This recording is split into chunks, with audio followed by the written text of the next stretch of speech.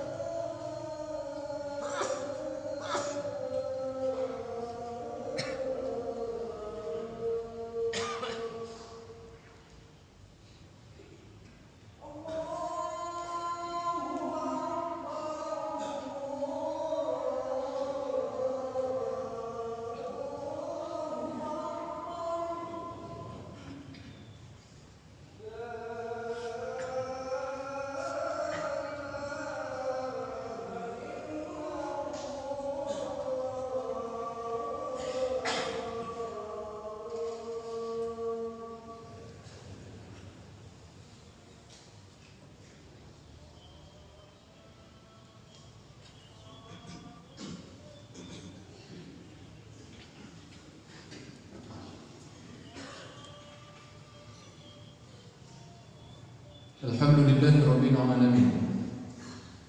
Hamdan katsiran thayyiban mubarakan fihi. Kama yuhibbu rabbuna wa yarda. Asyhadu an la ilaha illallah wahdahu la syarika lahu.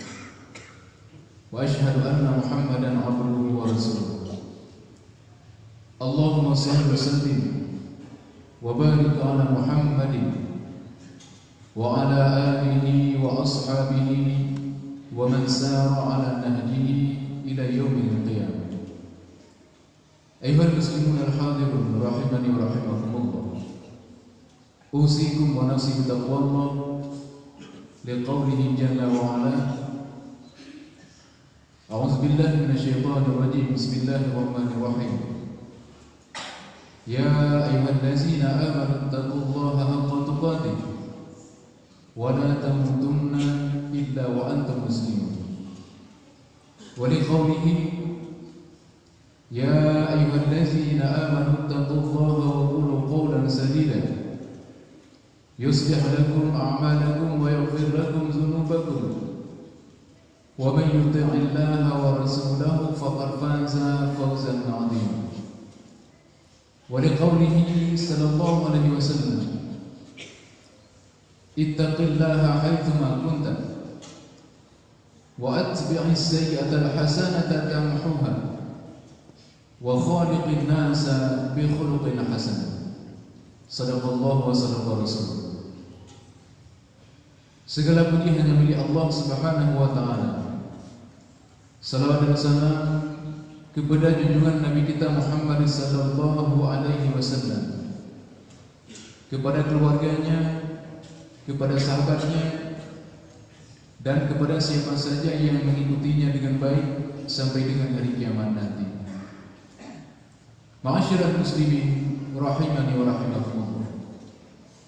Sebelumnya, melalui mimbar ini khatib mewasiatkan kepada diri khatib sendiri dan kepada kita semua, marilah terus-menerus kita meningkatkan keimanan dan ketakwaan kita kepada Allah Subhanahu wa taala dengan cara melaksanakan segala perintahnya dan menjauhi segala larangannya.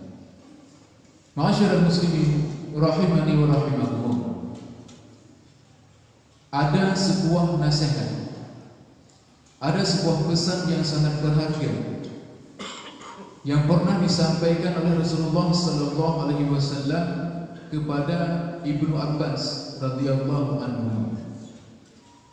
Pesan Rasulullah sallallahu alaihi wasallam ini terdapat di dalam hadis yang diriwayatkan oleh Imam Ad-Tirmidzi dan Imam Ahmad dengan sanad yang hasan. Rasulullah sallallahu alaihi wasallam berpesan kepada Ibnu Abbas radhiyallahu anhuma. Kata Rasulullah, ihfazillah yahfazka. Pesan Rasulullah sallallahu alaihi wasallam kepada Ibnu Abbas, wahai Ibnu Abbas, jagalah olehmu hak-hak Allah, niscaya Allah akan menjagamu. Maksud menjaga hak Allah Subhanahu wa taala di dalam hadis ini, sebagaimana yang dijelaskan oleh Al-Imam Ibnu Rajab di dalam kitab Jami' Al-Ulum wal Hikam, beliau menjelaskan yang bahwa yang dimaksudkan dengan menjaga hak Allah di sini adalah menjaga batasan-batasan yang telah digariskan oleh Allah, menjaga hak-hak Allah, menjaga perintah-perintah Allah, dan menjauhi dan menjaga larangan-larangan Allah Subhanahu wa taala. Intinya adalah menjaga hak-hak Allah Subhanahu wa taala direalisasikan, diimplementasikan dalam melaksanakan segala perintahnya dan menjauhi segala larangannya, serta tidak meremehkan sedikit pun terhadap apa-apa yang diperintahkan dan terhadap apa-apa yang dilarang oleh Allah Subhanahu wa taala. Maka jika kita mau menjaga hak-hak Allah Subhanahu wa taala baik dalam perintahnya maupun dalam larangannya, maka Allah Subhanahu wa taala akan menjaga kita. Ini merupakan janji Allah Subhanahu wa taala, di mana Allah Subhanahu wa taala tidak pernah ingkar janji. Di dalam Al-Qur'an surah Qaf ayat 32 sampai dengan 33, Allah Subhanahu wa taala berfirman, "Hadza ma tu'adun likulli awwabin hafiz man khasyar rahmana bil ghaib wa jaa'a biqalbin munib." Allah Subhanahu wa taala berfirman, inilah yang dijanjikan kepada kalian, yaitu kepada setiap hamba yang selalu kembali kepada Allah Subhanahu wa taala, lagi menjaga hak-hak Allah Subhanahu wa taala. Siapa mereka? Yaitu orang yang takut kepada Allah, Tuhan yang Maha Pemurah, sedang Dia tidak kelihatan, dan Dia datang dalam keadaan hati yang bertaubat. Sidang jemaah Jumat yang dirahmati Allah Subhanahu wa taala, para ulama di sini membangun sebuah kaidah yang sangat menarik dan perlu kita perhatikan. yaitu al-jaza'u min jinsil amal. Balasan itu sesuai dengan amalannya. Dalam kaitannya dengan menjaga hak-hak Allah Subhanahu wa taala tadi, maka juga berlaku hal ini. Artinya manakala kita menjaga hak-hak Allah Subhanahu wa taala yang diwujudkan dalam melaksanakan segala perintahnya dan menjauhi larangannya, maka Allah Subhanahu wa taala pasti akan menjaga kita. Sekarang yang perlu kita lihat, bagaimana bentuk-bentuk penjagaan Allah Subhanahu wa taala terhadap hamba-hambanya yang menjaga hak-haknya. Balasan yang pertama bagi orang-orang yang mau menjaga hak-hak Allah Subhanahu wa taala adalah Allah Subhanahu wa taala akan menjaga urusan dunia, akan menjaga urusan dunia kita. Kemudian akan memberikan penjagaan terhadap fisik kita, akan memberikan penjagaan terhadap anak-anak kita, keluarga kita, dan akan memberikan penjagaan terhadap harta-harta yang kita miliki. Yaitu Allah Subhanahu wa taala dengan senantiasa mengutus malaikat kepada kita untuk menjaga kita dalam urusan dunia ini. Dalam surat Ar-Ra'd ayat 11, Allah Subhanahu wa taala berfirman, lahu mu'aqibatun min baini yadayhi wa min khalfihi yahfazunahu min amrillah. Allah Subhanahu wa taala berfirman, bagi manusia itu ada malaikat-malaikat yang senantiasa mengikutinya secara bergiliran di depan maupun di belakang. Mereka menjaganya atas perintah Allah Subhanahu wa taala.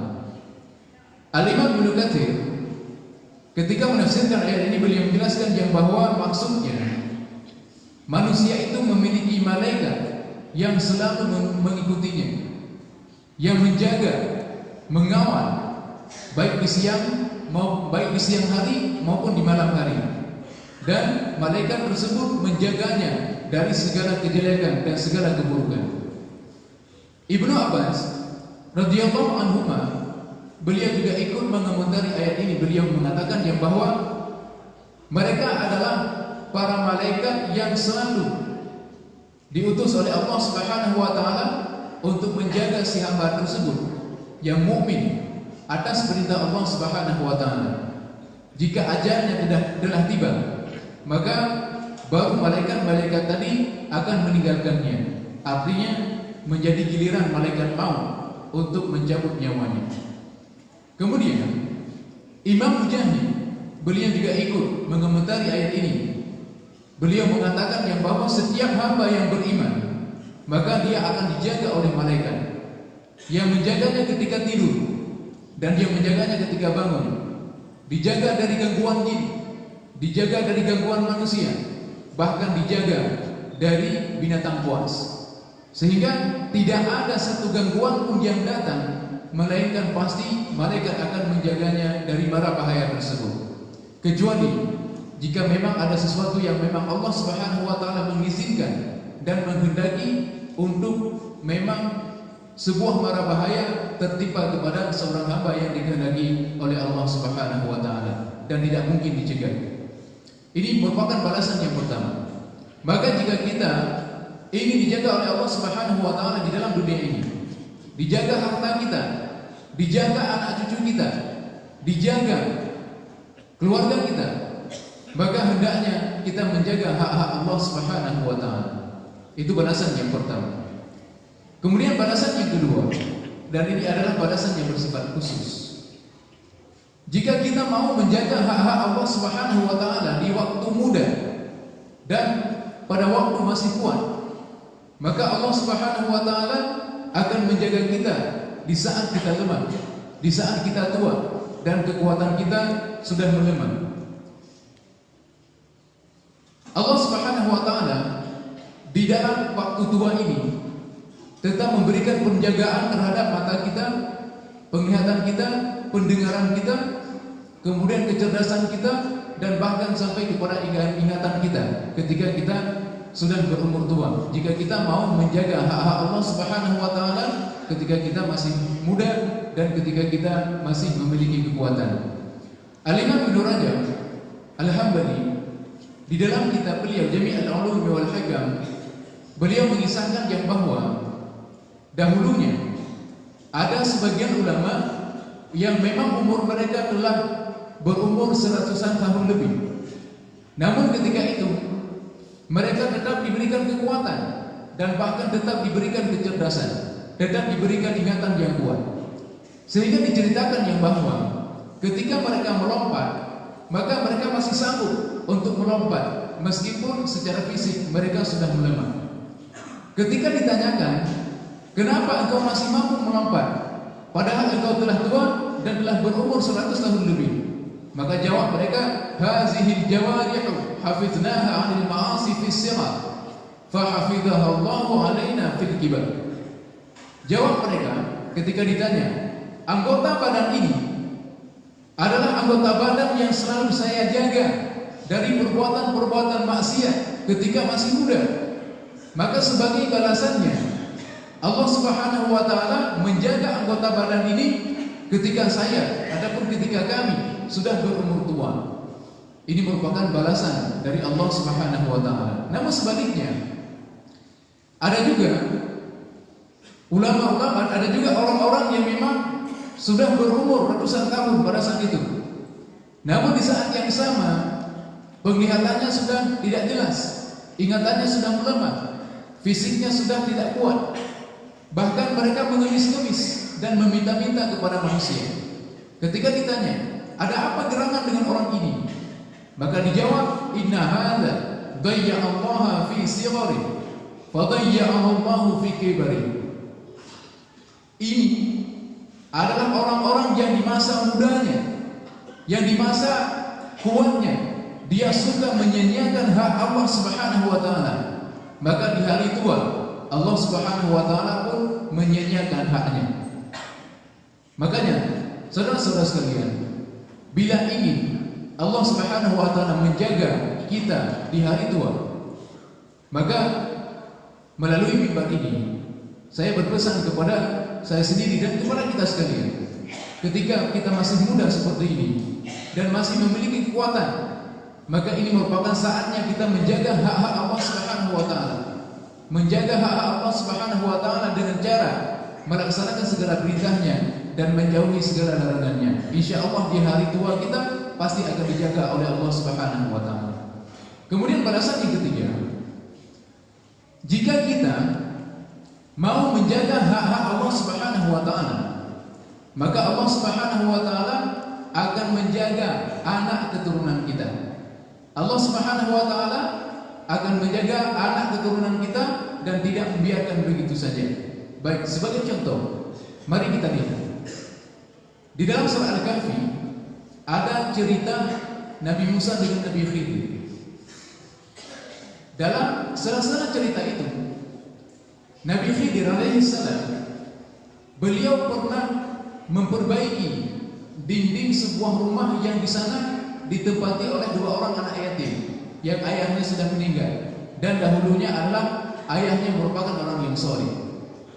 Ketika ditanya oleh Nabi Musa alaihissalam, kenapa engkau memperbaiki dinding rumah tersebut, ataupun memperbaiki dinding rumah yang ditempati oleh dua anak tadi? Maka jawab Nabi Khidir sebagaimana yang digambarkan oleh Allah Subhanahu wa taala dalam surah Al-Kahfi ayat 82. Wa amal jidar fakana lil ghulamaini yatimaini fil Madinah wa kana tahtahu kanzun lahumā wa kana abuhuma shalihan. Dijawab oleh Nabi Khidir alaihissalam sesuai dengan yang digambarkan oleh Allah Subhanahu wa taala, adapun dinding ini adalah kepunyaan dua orang anak yatim yang ada di kota itu, dan di bawahnya ada harta simpanan. Harta simpanan berarti di bawah rumah tersebut ada harta simpanan berupa emas ataukah yang berharga lainnya. Ada harta simpanan yang berharga bagi mereka berdua. Sedang ayahnya dulu adalah orang yang soleh. Ini adalah balasan dari Allah Subhanahu wa taala kepada anak keturunan bagi orang yang soleh. Tentunya mereka adalah orang yang menjaga hak-hak Allah Subhanahu wa taala ketika masih hidupnya. Kemudian Umar bin Abdul Aziz, kita semua tentu pernah mendengar yang namanya Umar bin Abdul Aziz. Umar bin Abdul Aziz mengatakan yang bahwa barang siapa yang mati dari seorang mukmin sementara ketika hidupnya dia adalah orang yang menjaga hak-hak Allah Subhanahu wa taala, maka Allah Subhanahu wa taala akan senantiasa menjaga keturunan-keturunannya. Ini pun juga disebutkan oleh Al-Imam Ibnu Rajab dalam kitab Jami' Al-Ulumi wal Hikam. Akibat dari sini sampai-sampai ada seorang ulama yang bernama Sa'id bin Musayyib rahimahullah.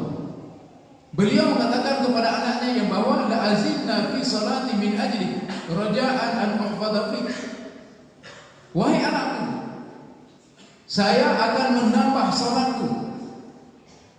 Saya akan menambah salatku dan akan memperbanyak salatku dengan tujuan supaya nantinya Allah Subhanahu wa taala akan menjagamu. Artinya setelah beliau meninggal dunia.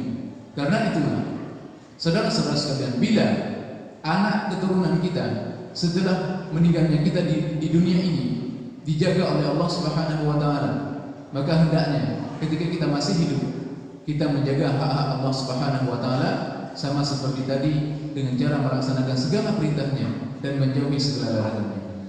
Kemudian balasan yang keempat, dan ini juga merupakan balasan yang khusus. Ketika kita menjaga hak-hak Allah Subhanahu wa taala, maka Allah Subhanahu wa taala akan menjaga kita dari berbagai macam bentuk gangguan, akan menjaga kita dari berbagai macam bentuk mara bahaya. Sebagian ulama terdahulu mengatakan yang bahwa barang siapa yang bertakwa kepada Allah Subhanahu wa taala, maka Allah Subhanahu wa taala akan menjaga dirinya. Siapa yang menyia-nyiakan takwa, artinya tidak memenuhi hak-hak Allah Subhanahu wa taala, maka Allah akan menyia-nyiakan dirinya. Maka hendaknya kita mengingat yang bahwa di sini Allah Subhanahu wa taala Maha Kaya dan Allah Subhanahu wa taala tidak pernah butuh kepada hamba-Nya. Di antara bentuk penjagaan yang diberikan oleh Allah Subhanahu wa taala, yaitu dijaga dari mara bahaya, adalah Allah Subhanahu wa taala akan menjaga kita dari binatang buas ataupun hewan-hewan yang binatang buas. Sebagai contoh, Al-Imam Ibnu Rajab Al-Hambali di dalam kitab Jami' Al-Ulumi wal Hikam beliau mengisahkan yang bahwa dahulu ada seorang bekas budak Rasulullah sallallahu alaihi wasallam yang bernama Safinah. Safinah ini ketika berlayar di laut, maka perahunya rusak dan oleng, sehingga dia terdampar di sebuah pulau. Ketika terdampar di sebuah pulau, maka dia tidak tahu kemana arah pulang. Di pulau tersebut, tiba-tiba di depannya ada seekor singa yang sedang mengaum. Kalau kita pikir mungkin akan disantap, ternyata tidak. Karena penjagaan dari Allah Subhanahu wa taala, maka singa ataupun serigala tersebut justru memberikan petunjuk jalan kepada Safinah tadi, hingga Safinah bisa pulang dengan selamat. Ketika sudah sampai di jalan yang benar, maka serigala tadi dia bersuara seolah-olah menunjukkan perpisahan. Sudah cukup sampai di sini, saya mengantar kamu karena kamu sudah berada di jalan yang benar. Kemudian contohnya yang lain adalah kisah yang diangkat dari Ibrahim bin Adham rahimahullah. Ibrahim bin Adham dikisahkan di dalam kitab Jami' Al-Ulumi wal Hikam ini. Beliau pernah tidur di sebuah tempat, di dalam sebuah kebun. Tiba-tiba ada seekor ular yang memang sudah berada di mulut beliau. Beliau masih dalam keadaan tidur. Harusnya ular tersebut sudah membantu beliau di bagian wajahnya, tetapi ternyata ular tersebut justru bergoyang hingga bersuara. Ketika bersuara, Ibrahim bin Adham mendengarkan pergerakan dari ular tersebut, sehingga Ibrahim bin Adham pun selamat dari sengatan ular. Siapa lagi yang menjaga kalau bukan Allah Subhanahu wa taala? Maka jika kita ingin dijaga oleh Allah Subhanahu wa taala dari berbagai macam bahaya, sebabnya ada pada menjaga hak-hak Allah Subhanahu wa taala. Kemudian balasan yang kelima, dan ini adalah bentuk balasan yang kita harapkan semuanya, yaitu Allah Subhanahu wa taala manakala kita menjaga hak-haknya dengan cara melaksanakan segala perintahnya dan menjauhi larangannya tadi, maka Allah Subhanahu wa taala akan menjaga agama kita, akan menjaga keimanan kita, serta akan menjaga agar kita tidak terjerumus ke dalam perbuatan-perbuatan syubhat, dalam perbuatan-perbuatan maksiat, dan juga dalam perbuatan-perbuatan yang haram. Maka agar kita diselamatkan iman kita, diselamatkan agama kita, sebabnya juga terletak pada kita menjaga hak-hak Allah Subhanahu wa taala. Kalau orang-orang yang tidak menjaga hak-hak Allah Subhanahu wa taala, maka para ulama menyebutkan yang bahwa dia pada dasarnya itu adalah orang yang terlepas dari penjagaan Allah Subhanahu wa taala. Ada yang mengatakan, sebagian ulama mengatakan yang bahwa man lam yahfazillah fa innahu la yastahiqu ay yahfazahu Allah azza wa jalla. Barang siapa yang tidak menjaga hak-hak Allah Subhanahu wa taala, maka dia tidak berhak mendapat penjagaan dari Allah Subhanahu wa taala. Makanya kadang-kadang ketika kita mencoba melanggar larangan-larangan Allah Subhanahu wa taala, dan ketika kita mencoba melanggar perintah-perintah Allah Subhanahu wa taala, terkadang pengaruh buruknya itu secara langsung kita lihat. Apakah itu pada diri kita sendiri, apakah itu pada keluarga kita, apakah pada akhlak anak kita, atau apakah pada harta yang kita miliki. Ada seorang ulama yang mengatakan, inni la aqsillaha fa'arifu zalika fi khuluqi khadimi wa dabbati. Sesungguhnya aku, ketika aku mencoba berbuat maksiat kepada Allah Subhanahu wa taala, maka aku temui pengaruh buruknya itu pada akhlak pembantuku. Di situ Allah Subhanahu wa taala menunjukkan ketiadaan penjagaannya terhadap pembantu. Wadabati, dan juga terhadap hewan tungganganku. Jadi ditampakkan langsung oleh Allah Subhanahu wa taala pengaruh buruknya. Nah, oleh karena itu, saudara-saudara sekalian, di akhir khutbah yang pertama ini, saya mengajak kepada diri saya pribadi dan kepada kita semua, marilah ketika kita masih hidup, kita masih diberikan kesempatan, kita masih diberikan umur panjang seperti ini, marilah kita bersama-sama semuanya menjaga, bersikukuh untuk menjaga hak-hak Allah Subhanahu wa taala dengan cara melaksanakan segala perintahnya dan menjauhi segala larangannya tanpa meremehkan sedikit pun. Dan itu dibarengi dengan senantiasa memohon pertolongan kepada Allah Subhanahu wa taala. Semoga Allah Subhanahu wa taala memberikan taufik kepada kita sekalian. Aqulu qouli hadza wa astaghfirullahal azim li wa lakum wa lisairil muslimina wal muslimat fastaghfiru innahu huwal ghafurur rahim.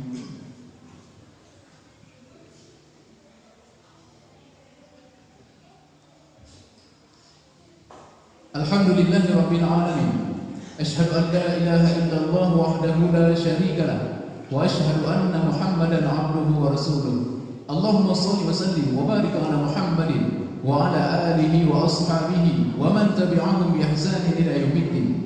Ayyuhal muslimun al-hadirun rahimani wa rahimakumullah. Usikum wa nafsi bi taqwallah faqad fazal muttaqun. Qala Allah Subhanahu wa ta'ala fil Qur'anil Karim wa huwa asdaqul qailin. A'udzu billahi minasyaitonir rajim. Bismillahirrahmanirrahim. Wa dzakkir fa inna dzikra tanfa'ul mu'minin. Innallaha wa malaikatahu yusholluna 'alan nabi. Ya ayyuhallazina amanu shallu 'alaihi wa sallimu taslima. Allahumma shalli 'ala Muhammad wa 'ala ali Muhammad kama shallaita 'ala Ibrahim wa 'ala ali Ibrahim innaka Hamidum Majid. Wa barik 'ala Muhammad wa 'ala ali Muhammad kama barakta 'ala Ibrahim wa 'ala ali Ibrahim innaka Hamidum Majid. Allahumma ighfir lil muslimina wal muslimat wal mu'minina wal mu'minat al ahya'i minhum wal amwat ya qadi al hajat ya mujib as-sa'ilina ya rabbal alamin ya muqallibal qulub tsabbit qulubana 'ala dinik. Allahumma musarrifal qulub sarrif qulubana 'ala ta'atik. Allahumma aslih lana dinana allazi huwa 'ismatu amrina wa aslih lana dunyana allati fiha ma'ashuna wa aslih lana akhiratana allati ilayha ma'aduna waj'al al-hayata ziyadatan lana fi kulli khair waj'al al-mauta rahatan lana min kulli syarr. Rabbana zalamna anfusana wa illam taghfir lana wa tarhamna lanakunanna minal khasirin. Rabbana atina fid dunya hasanah wa fil akhirati hasanah wa qina azabannar. Wa akhiru da'wana anil hamdulillahi rabbil alamin wa la zikrullahi akbar wa aqimus shalah.